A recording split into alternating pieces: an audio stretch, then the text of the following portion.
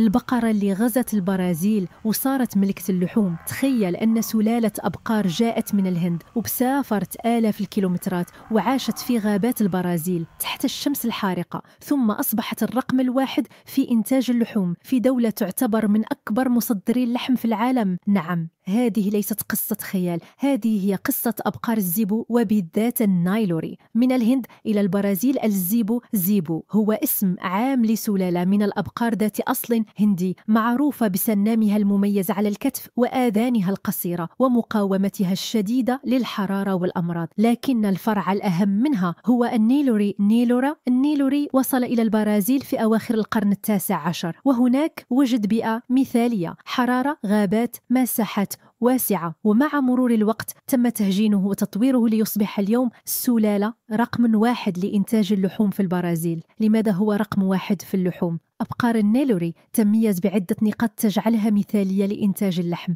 تنمو بسرعة وتصل إلى أوزان ثقيلة في وقت قصير. لحمها غني بالبروتين، قليل الدهون، وطعمه ممتاز.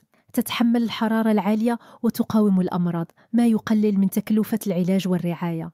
تأكل أنواع متعددة من الأعلاف حتى الفقيرة منها، لهذا يفضلها المربون في البرازيل، حيث يبلغ عدد رؤوس أبقار النيلوري أكثر من 80% من إجمالي الأبقار في البلاد. الزيبو يغزو العالم بسبب هذه الميزات. لم تبقى النيلوري حكرا على البرازيل، اليوم تنتشر في أمريكا الجنوبية وأفريقيا وآسيا، ويتم تهجينها مع سلالات أوروبية لإنتاج لحوم ذات جودة عالية مع قدرة أكبر على مقاومة الحرارة. وحتى من الناحية الاقتصادية، في مربو النيلوري يحصلون على عوائد عالية مقابل تكاليف منخفضة نسبيا.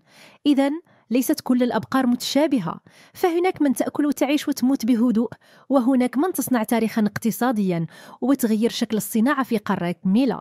الزيبو وبالأخص النيلوري هي تلك السلالة الاستثنائية اللي غيرت وجه إنتاج اللحم في البرازيل والعالم. فهل كنت تتوقع أن بقرة هندية قد تصبح يوما ملكة اللحوم اللاتينية؟